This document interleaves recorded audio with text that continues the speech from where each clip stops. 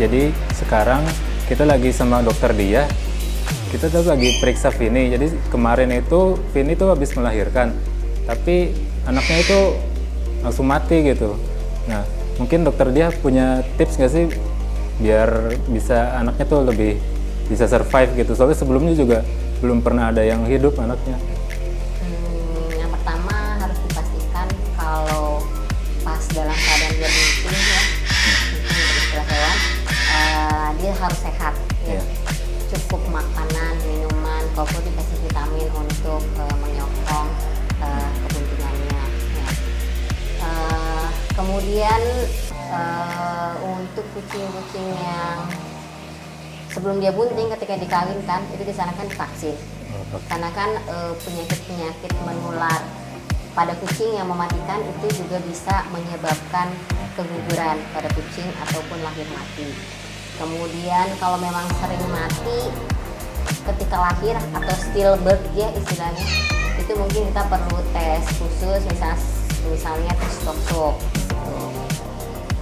Setelah itu, setelah dia kawin, kalau kawinnya kucing itu kan harus tepat waktunya, kemudian pada saat dia birahi jantannya juga mengawini pada waktu yang tepat, maka diharapkan pembuahan terjadi pada saat yang tepat. Ketika si kucing sudah dipastikan dia bunting, dipastikan itu dengan cara kalau mau pasti kita bisa USG ya, atau kadang-kadang juga bisa kita ketahui dengan tanda-tanda fisik, misalnya perutnya lebih besar, nafsu makannya lebih banyak. Nah itu kita support pada awal kebuntingan. Pada buntingnya kucing itu kan 63 hari, 2 bulan 3 hari. Nah kita pada awal kebuntingan kita harus support makanan yang cukup, yang bergizi, berprotein tinggi, spesial untuk kucing bunting. Kemudian kita perlu tambahkan suplemen. Biasanya kalau awal kebuntingan yang dibutuhkan adalah suplemen kalsium, karena disitulah awal pembentukan tulang-tulang dari si janin.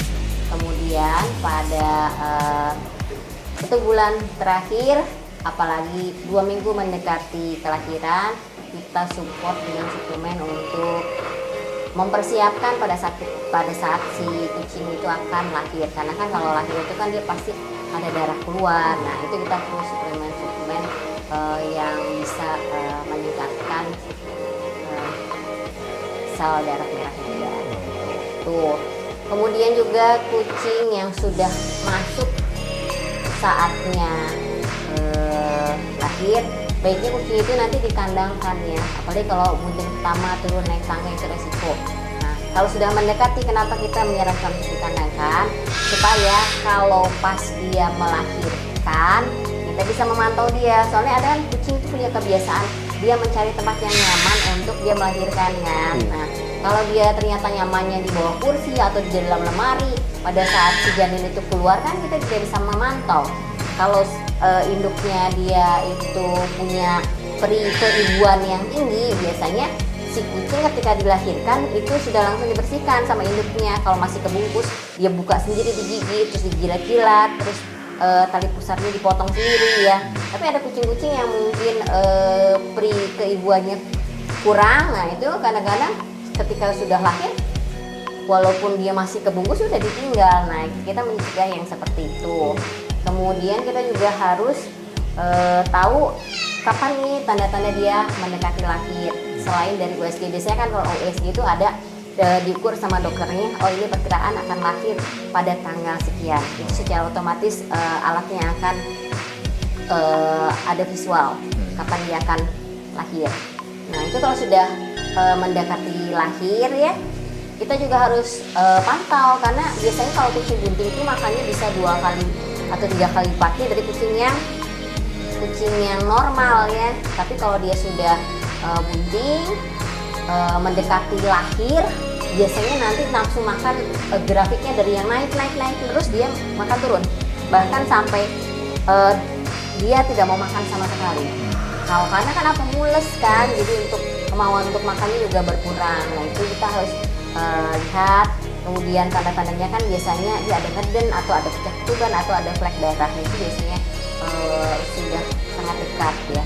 Nah kalau sudah seperti itu ya kita harus siap-siap prepare tempat yang bersih, tempat yang nyaman. Kemudian ya memang kalau kita punya kucing bunting kadang pada saat ini dia sudah mulai ngeden ya mau nggak mau kita kalau pengen pasti si kucing bisa melahirkan anaknya dengan selamat ya ditungguin. Nah batas menunggunya biasanya itu 1 sampai 6 jam. Setelah 6 jam itu dikategorikan pada kesulitan melahirkan atau yang kita sebut dengan distokia. Nah itu harus ditolong dengan apa? Dibawa ke dokter, biasanya nanti dokter akan dicoba dirangsang dulu kalau memang setelah dirangsang itu tidak bisa, selang 1 atau 2 jam dokter akan menyarankan untuk disesar.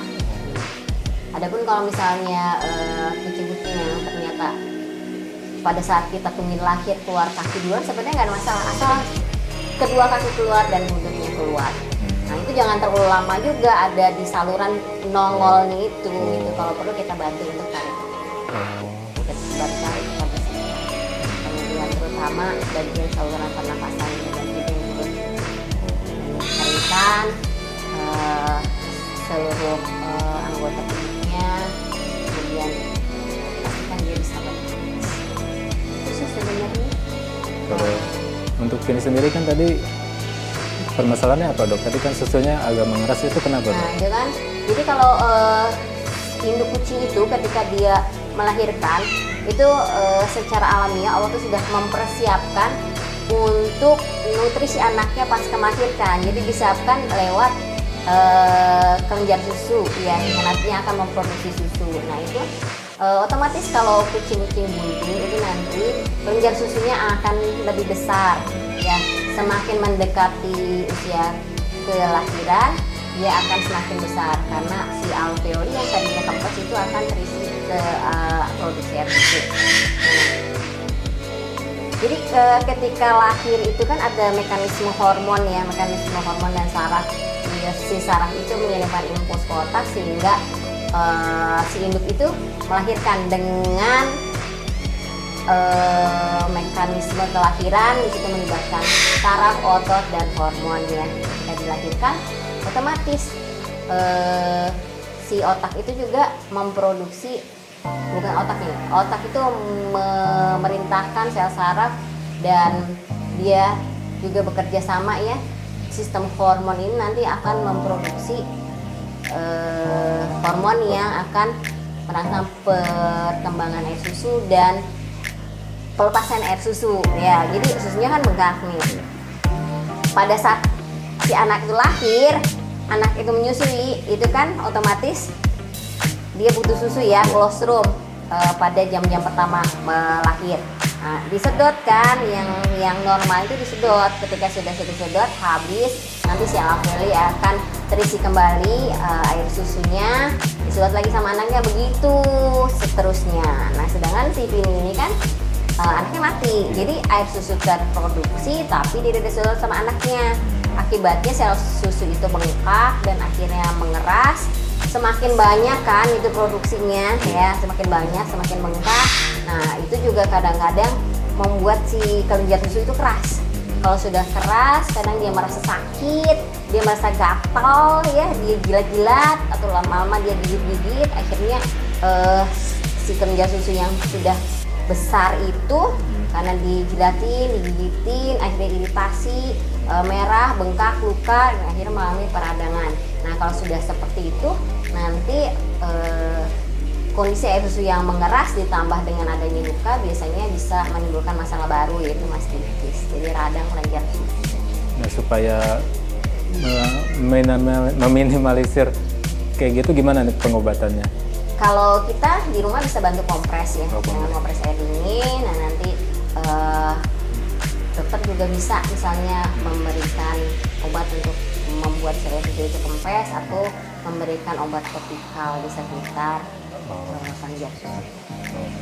Selain juga nanti dokter juga berdasarkan hasil pemeriksaan dia akan menentukan apakah perlu obat minum atau tidak.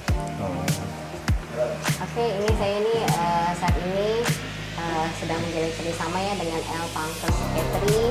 Nah untuk praktek saya sendiri ada di dua tempat, yaitu di Jagasatru dan di Jadi Mulia Klien. Di Jagasatru by appointment ya. Kalau yang di Jadi Mulia Klien itu biasanya hari Senin sampai